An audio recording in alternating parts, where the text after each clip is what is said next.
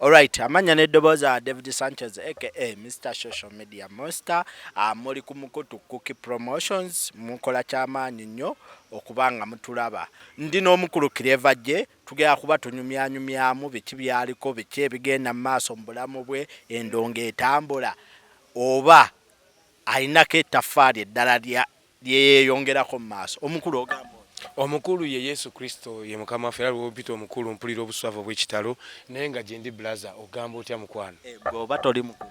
omukulu ye mukama waffe Yesu mpozi weyala kunziba weyala kunziba oyinza okupita mukulu naye nga mukama yeebaza awe bwekitiibwa ebbanga lyonna Yesu waffe omulungi weewaawo ebiseera byonna ekiseera kyonna mukama mulungi ate kati bobeera nga ali ku nnyondo bwanga ali ku nnyondo gwe kyobumanya mukama waffe yatugamba alivola omwoyo mutukuvu talikola ki talisonyiyibwa naye mpulira nga abamu abalira mu kujereegeriza gwe noyimba mukama mulungi essaawa zonna buli kiseera mukama waffe Yesu Kristo aweebwa ekitiibwa ebbanga lyonna piriyo teriyo kirala kati nsobola okuyita Pastor Clever gye oba kinakyo kikyamu brother Clever gye kubanga pastor waffe ye Yesu ffenna mu nsi pastor waffe ye Yesu ye musumba omulungi banaabeeyita abapasita kasita otegedde beeyita ffe oli tumuyita Yesu ye Yesu mukama waffe abo baba beeyita oli ffe tumumanyi nti ye Yesu bo balina kuba ba brother Roni brother Kakande brother Bugingo ani abatuuma tukeera bukeezi nti oli pastor Bugingo ani abatuuma bantu Yesu mukama yagamba ye mwana wange omulonde gw'ensindika gye muli muwagalira mumuwulirenga ate baani abalonda baani abasindika brother Clever gye tuli mu nsi nga weyabaayi bapasita beeyongedde ennaku zino mulimu n'abamu abavaayo lwatu n'agamba mulaba ekizimbe ekyo mukama katonda tannampa busobozi naye mwenga mmwe endiga zange nsaba mukimalirize mulaba emmotoka eyo etambula nange enjeegomba ng'omusumba wammwe njagala givugako tuli mu nsi ki tuli mu mbasumba kiri fine kubanga buli asaba aweebwa kasitoba ng'osabye kuyita mu linnya lya mukama waffe Yesu byemu akuweebwa naye wano wo bagamba nti ensi ezze ku kikolwa ky'ebintu abasumba bonna Yesu abalya ku kigambo kya Yesu leero balina amagye ne poliisi ezibakuuma balina emmotoka entambula ennyimba ezakabi bulungi buli kimu ate endiga zo ziri bwe zityo tezinaako kyengi lwaki obuzibu bwavaawo okuba nti buli ategeera Yesu bamugamba zimba church kati baba bategeera Yesu azimbe church batekewo etteeka mu church bonna abali mu church bazimbire mukama ekkanisa buli omu ewazimbeyo tekisoboka era obeera bubbi bwereere kivula Yesu yagambye no ekkanisa ya mukama mwe tusabira ekkanisa yeeru gwe mubiri ye Lord's temple so si bye bizimbe era mu byawandiikibwa Bayibuli egamba ne munaasaba ne mukongojja ne musaba nnyo mukama gataawulire golowooza njiri bano abasumba gye babuulira ennaku zino yeeyo Yesu Kristo gye yajja okubuulira abasumba bano Yesu yabagamba mu Matayo 23 lunyiriri lwa 16 awo n'agamba nti alina ensonga ku basumba abo kubanga bali ekimu ky'ekkumi ne balya ensonga ne balya n'okukkirizanga ebyo ebisatu eri endiga babirya naye agamba nabiri byali kyali kibasaanira obutabirekaayo birwa bye balekayo bibe okutegeeza endiga nti munnaye taata ayagala tubeere batukuvu ng'omwana we ekitegeeza abantu bo si batukuvu bo balokole ate nga mukama waffe ayagala omuntu okulokokera n'okutegeera ddala amazima g'okusolooza endiga ng'endiga teziri bubi ate gwe omusumba oyagala kuba bulungi sige mazima gwe simanyi era gye gava naye amazima Yesu gayogerako kwe kwerekereza ekyokulya n'okiwa munnaye ali mu bwetaavu ago ge mmanyi tulaba lwatu nga abasumba ennaku zino baviirayo ddala ne basabira ddala ssente ekimu eky'ekkumi mu kiwandiiko mwekirimu mu message ya nze kyensinga okumanya nti Yesu Kristo yatuma Peter n'amugamba nga basaba Yesu omusolo n'amugamba genda ovunule ekyennyanja ky'onoosooka okubbululayo kikwate mukama osasule omusolo gwange ogwo n'ogwange kale bwe yagala Yesu omusolo gwe gwaggwa naye eno ku nsi emisolo gikyajja emisolo ewa Yesu gwe waffe yatuweerayo naye eno ku nsi bo bakyasasula emisolo so ekyo sente bw'olya ebyakayisaayi ndoza bye bibiri ebyo byonna bya ssente naye eno byakuwabuwa mbasumba kigogola banogamba oyo yali akyali ku mulamwa gw'enjiri Yesu yennyini ye musumba tanava ku munjiri kubanga enjiri Yesu gy'atulira tekyuka olw'okulokola buli ajja abawana e Uganda bagivaako ate ogirabayo abawano bo bamanyi bizinesi tebamanyi Yesu kyaki bizinesi anti afuuka bizinesi kubanga buli mwasabamu ebiweebwayo n'asabamu ebirabo n'asabamu ne baliramu biki ate nga Yesu si byalagira kitegeeza ekitabo ekitukuvu bakifuula nenge bakikyusa kati bakibuulira kiva bakikyusiza ddala kuba babakwatuza obulokozi bakugamba sangula amannya gange mu kitabo ky'abafu ekitabo ky'abafu waliyo kirabyeko ekitabo kya Bononyi ekyo kibagamba ekitabo kya Bononyi waliyo kirabyeko kati obulimbu yatula biki waliyo ekitabo tusoma kitabo kitukuvu tetusoma kitabo ky'abafu tetukimanyi ekitabo ky'ababife tetukimanyi kitabo kiri kimu kitukuvu bwali gye batuliza omuntu obulokozi mu kitabo kya Bononyi oba ekyabafu kirudda bakireete bwe banaakirira tutandika okubayita abasumba Yesu Kristo omwana wa Katonda wanaaba akomyewo abasumba b'ennaku zino banaasigalawo yakomawo dda abatamukkiriza be batamufuna bano bonna bye bakola si bya bukkiriza bya bujeemu byakuvvoola kuba bwe weetikka omusaalaba n'ogwetika ku mutwe kitegeeza tokkiriza yagwetikka ne yakomererwa n'akubwa tomukkiriza gweyagala ogwesitulira emboozi y'abasumba tujja tugikomyawo kirevajje Diri Pazo Jozi yavuddeyo n'agamba nti w'okuba oluyimba olwa message olulimu obubaka abantu tebaluwuliriza ne ku media tebaluzannya naye w'okuba ebiyimbayimba nkudi mpaako kwempiikya alimba Diri Pazo alimba fanya kazi omumanyi dunia ni mbaya mama fanya kazi olulukuba kapicholo olukuba erira okuba oyo musajja yafa mu 2007 kyokka kati bamuyayanira ku bivulu akola yakamala okuba ekivuluwa ngali kufanya kazi basoka bakole mama wotu ekube ne tata wotu ekube concert tumukkirize Pazo byayogera kale sikutegedde nanti mama wotu ekube nanti ogane enyimbe zitalina message gwe gyowulira nti terina message kwetedde fanya kazi nigwanza baddansu zasebasenga kabira mukama nange mpa concert oba bubaka bwe nali nyimba bubi era concert ekoze eki ezze kakati bakole ya mama wotu ekube esooke naye yimirire tutegere nti nakyo kikola ki tebabiwulira Uganda tukyalina good music good music walimu abo abamanyi Yesu kubanga bajja yimba ebyo ebitambula obulungi tumulina ddala nze nina muganda wange nnume naku ezisinga okutambula ku TikTok mpaako kulaba sijja kulya zabibu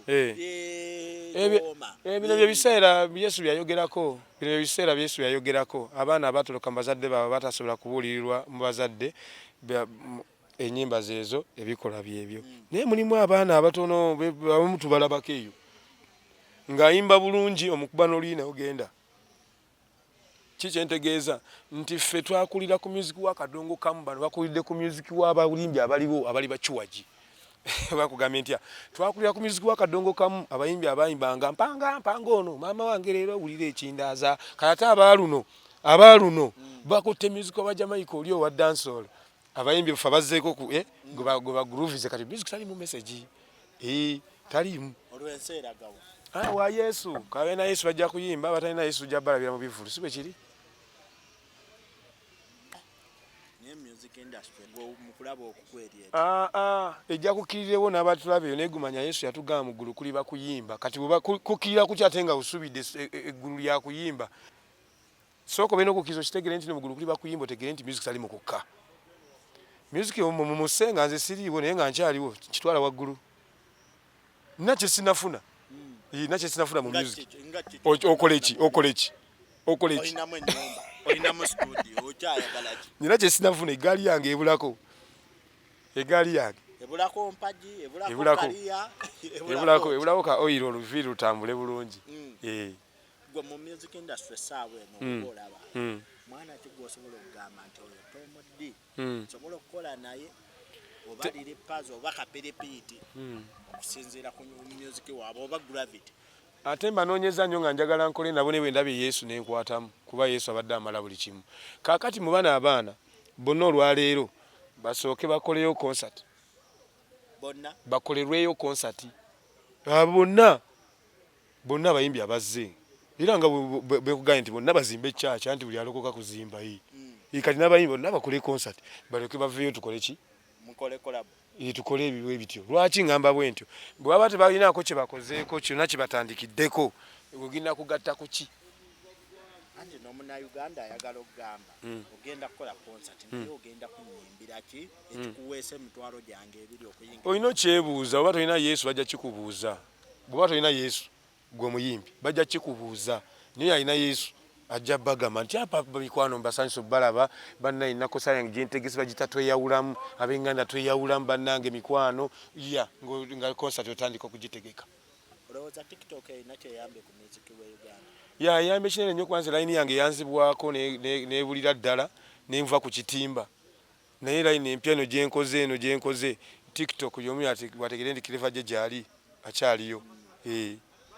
Omuyimbi abantu bannayuganda bamanyi okwebuuza ne bagamba oli mukwano gwa Alien Scale. Mukyali ba mikwano. Tukyali ba mukwano nnyo mu mwoyo. Naye ng'abuliridde. Abuliridde Mukama waffe yatugamba ekiseera kijja abantu balsinza mu mwoyo ne mu mazima. Kati gambye oyo mukwano gwange wa mu mwoyo.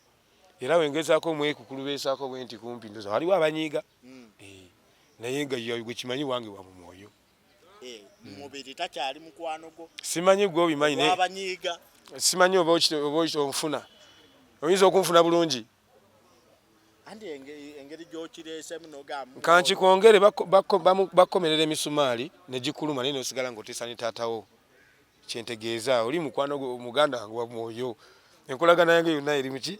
Mu mwoyo. Si mubiri. Naye ng'abantu bagamba mbu abuliridde. Nabagamba dda oyo mulonde. Yesu gwe yayiwako amafuta. Nze bwe ntyo bwe nabagamba oyo mulonde. Akaseera ke tekannaba. Kimala. Omulonde akaseera ke kaba tekamala bamba bamusindikawa. Owulidde oyo mulonde mukwano gwange wa mwoyo. Naye nze right now business kitudde ku another level. Nti ennyimba collabs nziguddewo okukola collabs. Ono omuwala Carolina nkozi naye oluyimba ate nkyamubanja. Gwayagala okukola nange collabs sebo sente zireete lwa nsonga. Tetugenda luteeka wali ku Kidusu FM.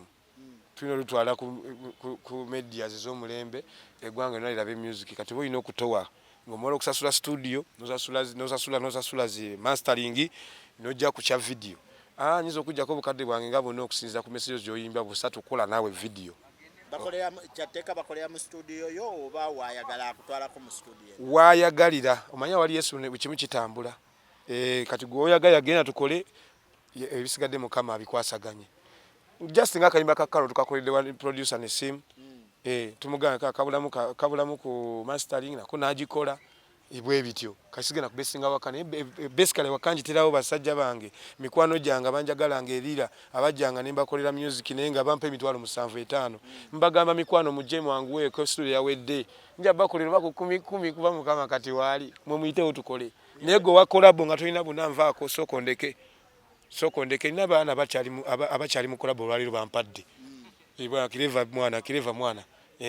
Kati gwaliyo teka mwaka sente okukola ne Clever J. Imabigako mbadde nkola collabs nga sibasaba sente naye nga tebapromotinga nnyimba tebakola kibaga wima ne Clever J obumaze nga tekyongera kusuula. So dear brothers and sisters, the studio is done. Come to the studio. I am going to make your songs mu version zange kuba bibima biri kiriya nnyo. Ante ennaku zino tulinako kati urban touch amapiano kati urban touch gy'olimu? Waffe ewange Yesu gye ndimu gwe jangu tetujja kulemererwa nga Mukama waffe wali come and we do something. Mu myaka gino nakoleranga mitwalo 10 nga Dream Studio ekola emitwalo 4 kati nkolera 2 mwanguweeko mikwano alira gulu padde moyo mwanguweeko studio Yesu yagimaze. Clever amapiano omumanyi amapiano music piano mbawulira bagasuna eyo ne balupinga ne bayimba geego. Nenze njagala nsinga nnyo okumanya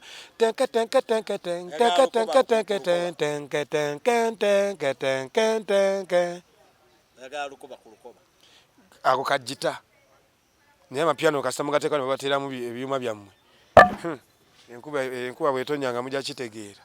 anti gegatuyanya abaana abobuwala ennaku zino mu bbaala ez'olukoba tezikyabatuuya abo ndozo otegedde bulungi nti kati omuntu yenna gwe batayigiriza kufukamira alina smartphone omuntu yenna omwana omuto gwe batayigiriza kufukamira kati alina smartphone sirika ate omusajja omukulu ayebirevu alina kabiriiti owakanamu kireva jambuzeemu sipiidi kesitategedde mbuzeemu abantu abakulu ennaku zino nga baseereza bu smartphone anze gambe guno omulembe abantu abalina amakulu akulaga akasimu ke bakwata abantu abalina amakulu akasimu bakwata bwe kati abatalina makulu tuli ku iPhone abatalina makulu baziseereza abatalina makulu kati njagala onoonyereze ku President Museveni akasimu ke kayina mapesa ombuuze lwaki akufuga ate ng'akutte bwe kati lwaki takwata amapiyano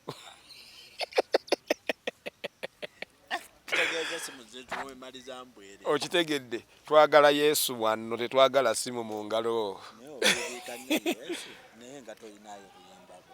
oluyimba nyingi zenina eza Yesu ate ekigambo kye tetukyogera bwogezi kati kyakuyimba Yesu akoze emirimu mingi nnyo mu bulamu bwange bannange gye bansula eteri gye yannonda nfunye emikwana nga bidde abooluganda kayindi wa kika kitukuvu ssebo era bwe nsiitamu bwe ntyo oyinza olaba abantu butamanyi kujja kuyamba Kireva gye naffe bwe tubeera nawuliddeyo abagamba te Kireva gye naye gwe twakulabyeko omusajja twamudde ayagala buyambi gwe nga tukola ne ngamba bannaye muwulire ekintu kino Yesu lyekubege mazima ye muyambi asinga nze mumpowe bwe mulaba mwagala nsi nyambe nga bale bayamba bulimba niwe nabategeeza ayambira ddala ayamba ne muzibe mba nkumaze okuba nga nkubuulira ekisembayo mukwano gwo bajjali takyali manager ali bulungi esiga okumanyako kwa sinawulirako obubi bwali nakugambye oludde oyo brother wange sina mukwano gwange bajja yatukula mutukuvu naye kyenkugamba mukwano abatukuvu bakumbuza buli lunaku abatukuvu bakumbuza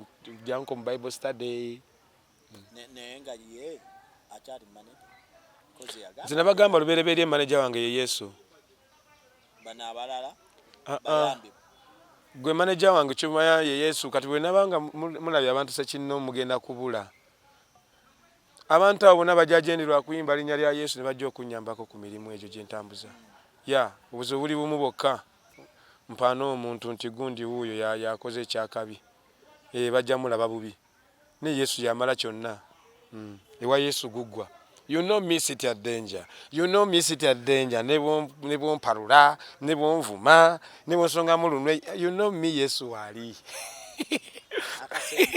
keka akasembayo you know me sit at danger ne bwompalana ne bwonjogerako ne bwonjogerako nti otaziika you know me Yesu wali anti you know me Yesu wali ne bwompalana you know me sit at danger kubanga Yesu wali manye ennaku zino waliwo sound eriko ennaku zino Esther was blocked kati simanyi oba gwe naawe olinayo Esther mtekaliyo era mujja kanonya temujja kalabaako anti oli walaba wano nga olaba yebisa alabika now she has money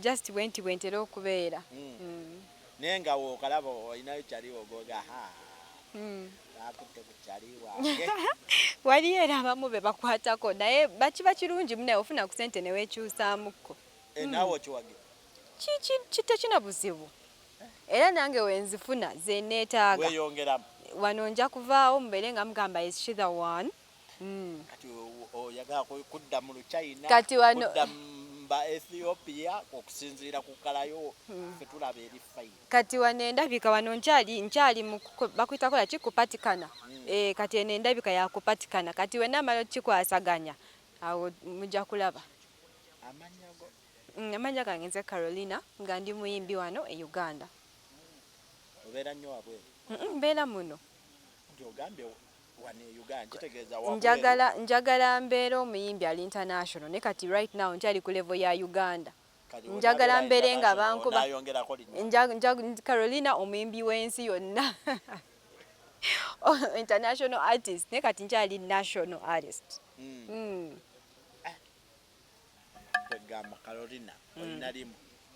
Carolina Joy naye nsinga kwagala kwesa Carolina Ndi muna Uganda. Yes. Ndi Muganda. Carolina Joy ndaba tegakwataga njagalira eryolumbe liri.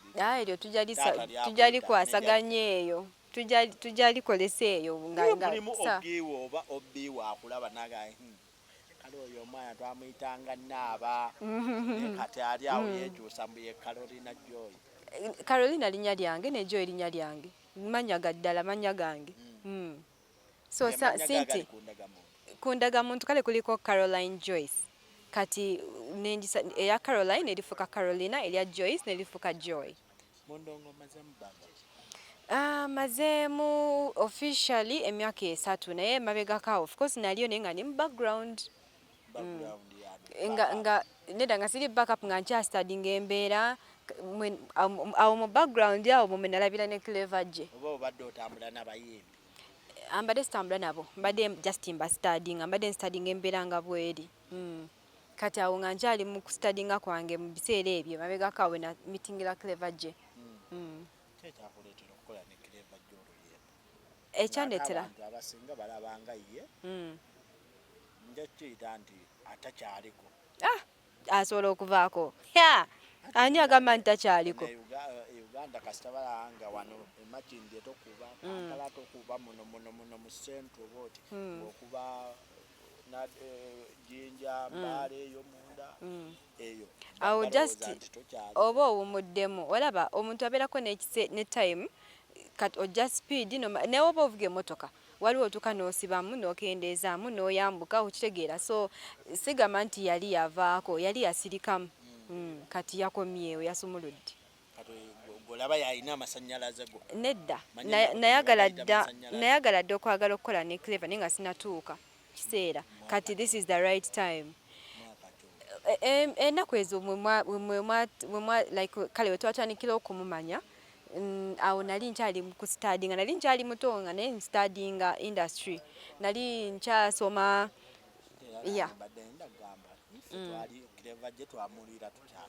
nali nkyasoma the original Dawa. Nasoka nenkola original version ne bajulira ne bajagala nendaba nga mulimu ekirungo ekibulamu kwe kuyingizamu ekirungo kya Clever je. Kati tuwe mpati ya Clever je. Kati mpozi nga ebigambo byenkugamba yateekamu ebigambo nti okwagala amasannyalaze yegwandeeta ne kamunguluze laba omutima guŋŋonze ompaga abalala mbakuba n'akakule. Kati nendaba nga ekyo yes kimakingira ddala mu luyimba. Omwana ono si wasidde alive. Manyi ennaku zino waliwo testing nga mutuulira oba onayimba kuziirayo. Eddoboozi lyeryo. Eddoboozi webale kusiima naye otho nkyalikolako. Likula bukuzi. Nkyalikolako kubanga mbadde siyimba nnyo so ngezako like okulitereereza ddala. Yes. Olina ennyimba emmeka so far kale tuli ku Dawa remix kati tulina Dawa original nalina Lero Pate ku YouTube kweruli nalina No Letting Go waliwo n'oluyimba lunayimba olw'omuzadde osaana omuwe ku YouTube kwezirwa kwezo sazi promotinga nnyo kubanga size ezo ezasooka nali ntandika like omanyi obako ne Kigulalogi so kati naye wano wetutuuse muliro guba gwetaagisa kati sina management nina Yesu nga ne Clever wagamba nti Yesu kyova bandooza nga twakwasaganya. Olina Yesu manager oli mwana wa buwala endongo nagisobola. Kati wano wetutuuse era wetubanga tutuuse wano wetutuuse kigeza nti yagisobola. Wabula endongo gy'oba obuuza nti yoena nsobola. Anti omanyi mu ndongo muno mulimu ebintu bino wammanga. Carolina mpaako nkuyiseewo wano mu ndongo nkuba akayimbako. Carolina mpaako ate kambagambe nga mumpulira sisobola kuba waako mwabatera okusaba abasajja be Kampala first of all maganya abakyala abalina ssente ate bamala okuzibateekamu ne mudduka ne muzimalira ku buwalawala obuli obutategeera kati nze omuntu ansabako mala kulaba kustadinga kale ate nekyeyanze omuntu gwendeetinga afuna emikisa ndimu emikisa mingi nnyo kati simala gadeetinga saagala kwewa mikisa gyange bwekyo anti mu ndongo osobola okujja nga toyinaamu ssente anti kyeŋŋamba awo mpaako n'atandikira awo ntambula mpola n'akatono ke nnina naye sigenda kuyiwa mikisa gindimu nti ngaba nedda kuba buli nga emugambe nti bwe mutunze gwendeetinga alina engeri gy'asituka kitegeera asituka nno n'asitukira ddala naye kaakati kasita nakiyiga ekintu ekyo kaakati sikyadeetinga sikyamala gadeetinga era ndi mukodo nnyo endongo ndi mukodo nnyo naye buli ajja agamba sijja gaba naye ogenda okutunuulira lisiti bweti era gwe naagabira nga naye munnamukisa munnange kati sikyamala gagaba naye olukale naye sikyamala nali sigabagaba naye ebibatu bagira bazzaayo ogumye endongo ye etuuke weetuuse naye nga togabisobola kugaba kati wano wentuuse tewali gwe nasooka kugabirako ntuukewo anti wuliza wabaawo wootalinamu ng'owulira oyagala kgenda wa producer okola oluyi tekisoboka producer naga amanyi Carolina katulaba ebyo mukama yamanyi ate kitaliiko minzaani gira tugire naawe n'otendewalira singa mbadde simanyi kindimu maybe osanga nandibadde mbawaako naye kati kasita mmanyi ekindimu nti buli wempaako omuntu mba nina kyemuwa ekitali just kyekyo kyafunye mba muwa ekintu kigazi nnyo kakati sisobola kumala gawa abawala abeegabagaba ng'amaanyi gaabwe gayimiriddeawo ku ndongo sisobola kubawaakakati sibajajinga n'akamu sibajajinga kuba sinze Katonda omuntu akola ekintu ng'alina embeera emutuusizaawo era sobola kumujajinga wabula mba nsaba afune ekibi afune kyaba ayagala waliwo okukola ekintu ekyo natera notafuna kyoyagala okitegeera so sibajajinga muntu olina bizinesi endala okujjako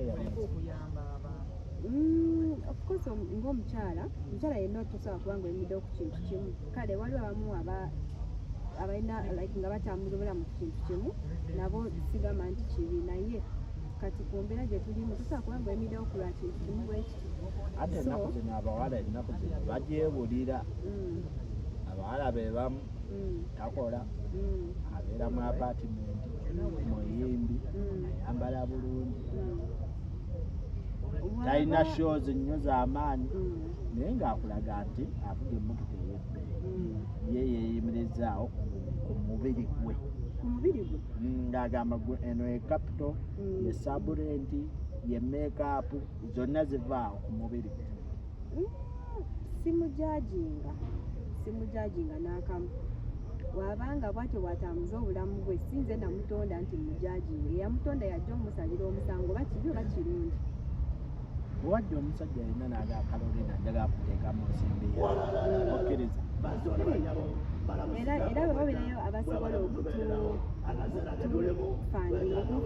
okumfandinga so okumaneginga okumfandinga tukola agreement anti ogambye wewajjayo omuntu ayagala okumfandinga okunteeka mu sente sikyo ekyo kyogamba okumaneginga njagala kumaneginga music career yo njongere mu maaso tutula ne tuteesa tusobola okutulaka ne tuteesa nendaba tamuzize kubanga waliwo abayimbi abamu abasibiddwa olwokubanga bayingidde mu agreements ezitaba favoringa mu butamanya kati oba banze nga saagala kubeera under a management paka nga maze okwetegereza tamuzi zaabwe zinkolera tezinkolera ndabye abayimbi bangi naddala abakyala nze kati njogera abakyala nti baba na talenti nga balina balabika bulungi balina potential ne bakola agreements ne basayininga agreement nga tebamanyi kye basayininze ne zibasibamu awo like awaddako awo baba desperate desperate naye osooka n'olaba ki kyosayininga kibeera beta nnyo n'otambula mpola naye nga tokoseddwa than kutambula mangu ate n'okoma omuwagizi wakusuubiremu ki lugendo olwo nga era akuwagira akusuubiremu ki? Omuwagizi wange kyenjagala ofcourse fena kye tuba tuluubirira kuwa abawagizi baffe kyebaagala ekibanyumira, so ngenda kugezaako nga bwensobola mbawe ebibasanyusa kubanga olaba mu nsi muno tubeerawo obulamu oba obulina naye ate ne entertainment yetaagisa. Entertainment Katonda yagikola nga yeyina okubeera kubanga ensi etalimu entertainment mubeera bowadi n'ebintu ebitambula obwongo babwesiba. Kati ffe ngaba entertainers n'okulaba nga tubawo ekintu ekibasanyusa oba erina ebistress nga byakubye dda noteekako akayimba ka Carolina Dawa buli kimu ekitambula bulungi. So kati tulina okudelivaringa ekintu ekisanyusa abawagizi baffe. Mulimu abantu abagala nti music ennaku zino abantu baagala nnyo ebiyimba ebyekisirusiru bakyayagala zira ennyimba bamimpa omukwano gwo bambi simanya nakulaba kuva ku ssomero baagala nnyo bino simanya muzabbiibu simanya ebiyimbayimba ebiri awo kwepiikya simanya nnyama ku ggumba ebyo. Kaakati olaba ati ali muyitentya ali very unpredictable. Osobola okukola oluyimba nga lulina message ennungi nnyo luwooma naye nga sizoni mwoluteeredde abantu si kye baagala okukola ki okuwulira. Ate olina gye n'akuba ekiyimba nga akipanze bupanzi. Abawala twagala bbiya waliwo oli yayimba nti yeyagala bbina ebbina nga teddene oba terimanyi kufumba yamanyi. Olaba kati naye alina audience ye yanyumirwa ekyo. Olaba kati muno mu Uganda buli omu alina kyanyumirwamu. Just kola ekintu ng'obanga bafaani bo mbaweza like banjo ena fan base yongeye kumala bakolere kye baagala kasa kibanga tekirina ddembe lya muntu ekirinyirira. Kale abayimbi bo abakyala bana bogamba bano njagala kukola nabo in case omukisa guzze asigena kumentioninga amannya omuyimbi yena ayagala okukolagana nange ajja netutula ku mmeeza netulaba how to work, how to go about it. Sigena kumenya amannya ayagala wabula si gwalina okwagala kuba nze nnyinza okwagala nga yetayagala kati sijja kwogera amannya obeera nga yesiba ku bantu ba running after people mubaamu gwogamba bashiba oyo gwolaba oyo njagala nkoleyo akayimba naye oba Maria mundagire nampaayo omukisa omuyimbi yenna nga muyimbi wano e Uganda ng'ayagala okukola kolabo nange ajja netwogera netutula ku mmeeza boyo balina fena tusobola okweronya naye at the moment abandi kasita oli abeera nga ndabe n'agamba nti mulabamu omulamwa ajja netulaba how to move forward. Nekirala buno bubaka njagala obuteekawo eri bazadde bo manya abazadde baffe bamanye nti byetukola bya bisiru bantu batategeerekeka. Omuwala waaba ayimba oyo muwala wange yansana ali mu kwetunde eyo mu music bazadde bo bawa obubaka nti omulimu gw'okola gwennyini Mukama Katonda gwe yakuteerako okukola. Kyensobola okwogerako ekyo kikino okuyimba si mulimu tukifuula kale omulimu tukifuula bizinensi naye okuyimba kiva mu musaayi kiri mu musaayi munene. Bwe mba nga ntandise okuyimba okuleka nga nnyimba kati waliwo ebintu ebimu bakuta kwesitaza ebyo ebyesitaza si kirungi naye kasambera nga nnyimba ebintu ebiriyo okuyimba kulimu okuyimba kirabo eri like bakuzaala nakyo munda. So kati abantu abalina mentality embi towards artists kikyamu omuntu nga muyimbi eyeba talent ate talent tebagisomesa talent eba musaayi. Dadde wakimanye nti waliwo otuuka audience ng'eri waggulu nogaa kati saawa yakubako naminamu okubeegaliramu bwenti kubakubamu pate. Ekisooka daddi wange yali muyimbi naye kale yali tanabakuvaayo kuba naye yabirekerawo yali muyimbi naye bazadde be ne bamugamba asooka asome. Daddi wange engineer kati n'ava mu kuyimba n'asoma engineering kati ayo teyaddayo mu kuyimba. Mami wange anzaala naye yali muyimbi kakati naye bweyatandika okufuna abaana n'aconcentratinga ku family ebyokuyimba n'abivaamu kati ate tetunakufunayo muyimbi mu family kakati bwe bandabanga nnyimba tebasobola nakubaako kye banjogerako kiri okuleka okunsapootinga.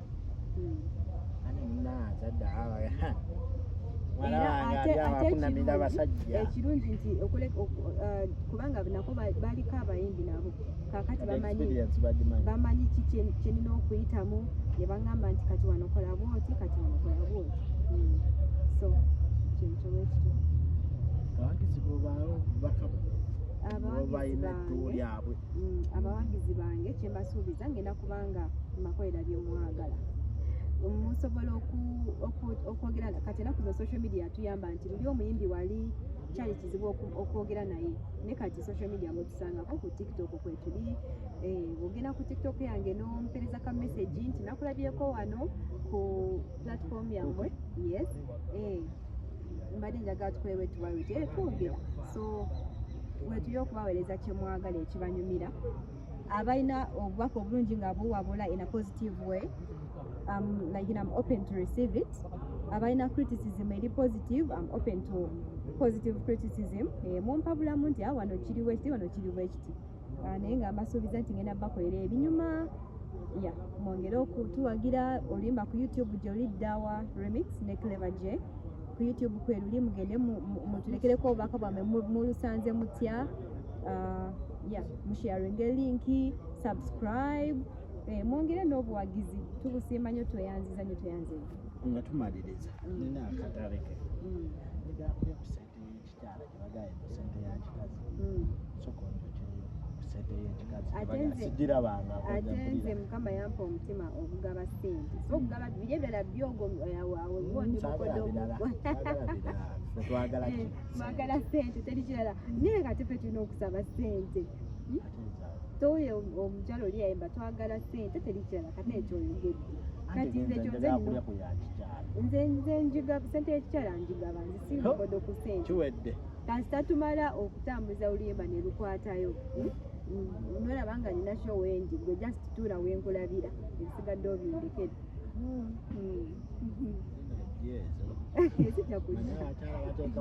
ate njogedde mu open mbadde mmanyi ogendaga nsawo yange nkulage kati wano tukyazinoonya naye nze wondaba ku show ali gwe tula wenkulabira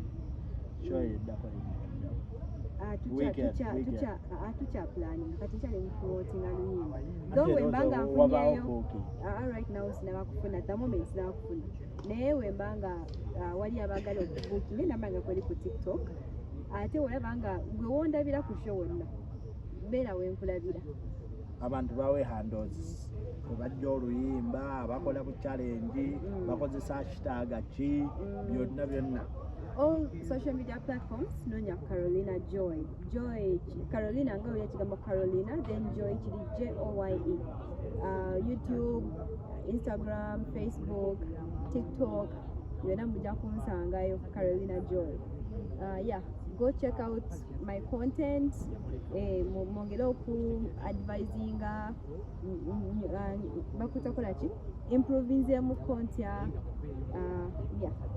nja kusiima weyanziza nnyo tweyanze